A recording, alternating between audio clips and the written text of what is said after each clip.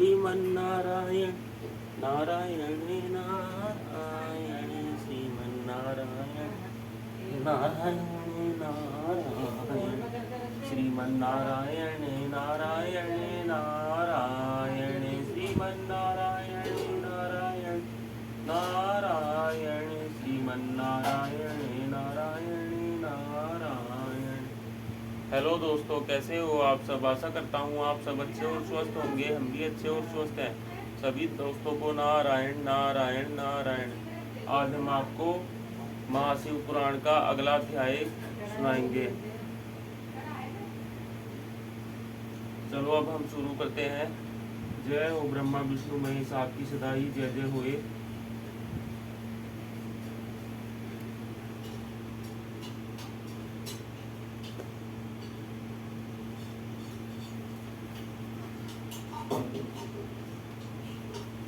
ओम नमः शिवाय, ओम नमः शिवाय, ओम नमः शिवाय।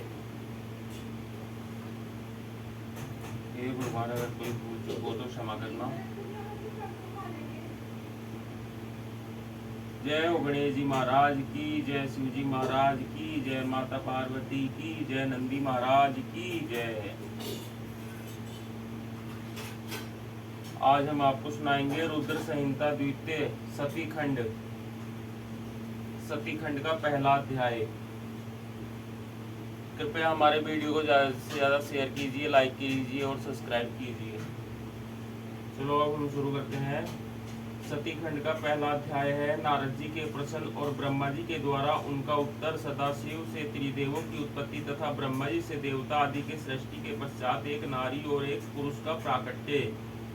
नारद जी बोले, महाभाग महाप्रभु विधातः, आपके मुखारविंद से मंगल कारिणी शंभु कथा सुनते सुनते मेरा जी नहीं भर रहा है। अतः भगवान शिव का सारा शुभ चरित्र मुझसे कहिए। संपूर्ण विश्व की सृष्टि करने वाले ब्रह्मदेव, मैं सती की कीर्ति से युक्त शिव का दिव्य चरित्र सुनना चाहता हूँ। शोभाशालिनी सती किस प्रकार दक्ष पत्नी के गर्भ से उत्पन्न हुई। महादेव जी ने विवाह का विचार कैसे किया। पूर्व काल में दक्ष के प्रति रोष होने के कारण सती ने अपने शरीर का त्याग कैसे किया।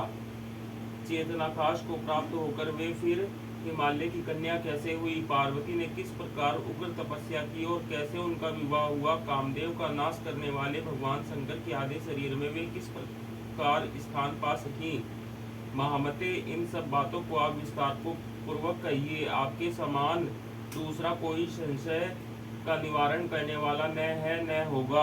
ब्रह्मा जी ने कहा, मुने, देवी सती और भगवान शिव का शुभ यश परम पावन दिव्य और गोपनीय से भी अत्यंत गोपनीय है। तुम वह सब मुझसे सुनो।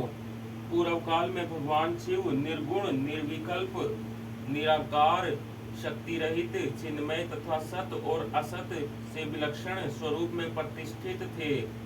फिर वे ही प्रभु सगुण और शक्तिमान होकर विशिष्ट रूप धारण करके स्थित हुए। उनके साथ भगवती उमा विराजमान थी। विप्रवर वे भगवान शिव दिव्य आकृति से सुशोभित हो रहे थे। उनके मन में कोई विकार नहीं था। वे अपने परात्पर स्वरूप में प्रतिष्ठित थे। मुनिश्रेष्ठ, उनके बाएं अंग से भगवान विष्णु और दाएं अंग से ब्रह्मा और मध्य अंग अर्थात हृदय से रुद्रदेव प्रकट हुए। मैं ब्रह्मा सृष्टि करता हुआ, भगवान विष्णु जगत का पालन करने लगे और स्वयं रुद्र ने संहार का कार्य संभाला। इस प्रकार भगवान सदाशिव स्वयं ही तीन रूप धारण करके स्थित हुए। उन्हीं की आराधना करके मुझ लोक पितामह ब्रह्मा ने देवता, असुर और मनुष्य आदि संपूर्ण जीवों की सृष्टि की। दक्ष आदि प्रजापतियों और देव शिरोमणियों की सृष्टि करके मैं बहुत प्रसन्न हुआ तथा अपने को सबसे अधिक ऊंचा मानने लगा। मुने, जब मारीचि, अत्रि, कुलय, पुलस्त्य, अंगिरा, क्रतु, वशिष्ठ, नारद, दक्ष और भृगु इन महान प्रभावशाली मानस पुत्रों को मैंने उत्पन्न किया, तब मेरे हृदय से अत्यंत मनोहर रूप वाली एक सुंदरी नारी उत्पन्न हुई जिसका नाम संध्या था। वह दिन में क्षीण हो जाती, परंतु सायकाल में उसका रूप सौंदर्य खिल उठता था। वह मूर्तिमती सायं संध्या ही थी और निरंतर किसी मंत्र का जप करती रहती थी। सुंदर भौहों वाली वह नारी सौंदर्य की चरम सीमा को पहुंची हुई थी और मुनियों के भी मन को मोह लेती थी। इसी तरह मेरे मन से एक मनोहर पुरुष भी प्रकट हुआ जो अत्यंत अद्भुत था।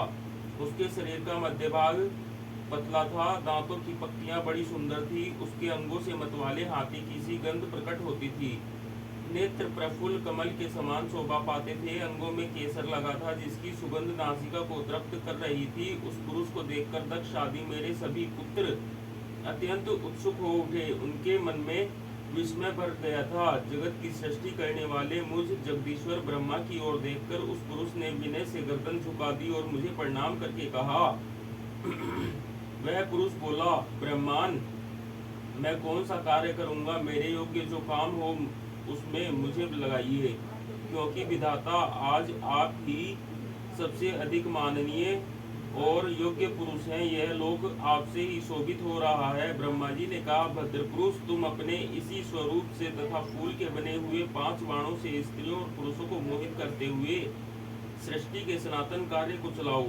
इस चराचर त्रिभुवन में ये देवता आदि कोई भी जीव तुम्हारा तिरस्कार करने में समर्थ नहीं होंगे। तुम छिपे रूप से प्राणियों के हृदय में प्रवेश करके सदा स्वयं उनके सुख का हेतु बनकर सृष्टि का सनातन कार्य चालू रखो।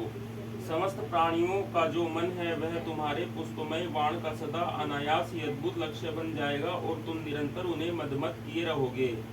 यह मैंने तुम्हारा कर्म बताया है जो सृष्टि का प्रवर्तक होगा, और तुम्हारे ठीक ठीक नाम क्या होंगे इस बात को मेरे ये पुत्र बताएंगे।